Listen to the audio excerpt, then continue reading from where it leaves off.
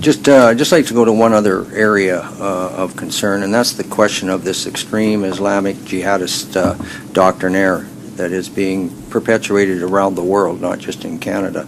And we do know that Bill C-51, in respect to the Internet and being able to review the Internet by government and at least try to arrest some of this doctrinaire from going through the Internet. But the other area that we've been having our study, as you know, on terrorism, and the Internet has been one area of concern, but another area of concern in some quarters has been the fact that there has been, at least been said, millions of dollars coming into this country with various interests out of Saudi Arabia, out of Qatar and other places in respect to the extreme Islamic jihadist interpretation of the Quran through the Wahhabism and the Salafist interpretations. I'd like to hear from you, in a general sense, as the National Security Advisor.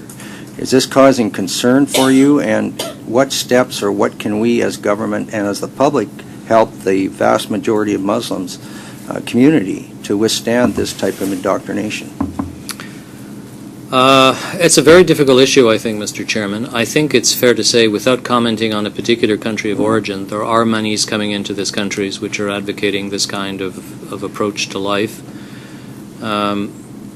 We have, in some respects, the same problem here as the revenue agency has in determining whether or not a particular activity is a charity or not. A lot of this money, I believe, comes into Canada characterized as being for charitable purposes, educational purposes, whatever purpose, and finding out where it all goes in the end and for what purpose is in fact quite difficult. A lot of these funds, I think, are directed through religious institutions or quasi-religious institutions. It's very difficult in this country to start poking about, if you'll forgive my English, religious institutions because of the respect that we have for freedom of religion. So I think it is a problem. I think it's one that we're becoming increasingly aware of.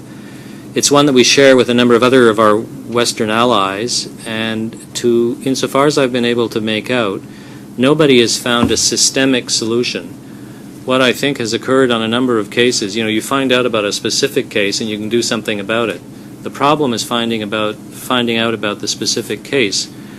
But to develop a filter, if I can put it that way, for funds coming into Canada, well, it's above my pay grade, but it would be something I think that Canadians would find difficult because, regulating money coming in and out of the country, I think we do that up to a certain point. But as to its purpose, it would be very difficult. I'm not being as clear as I'd like because I don't think there's an easy solution to the issue that you raise. I do think it's an issue. We in the bureaucracy have talked about it and we're aware of it. And we've talked to some of our close allies about what we can do about it.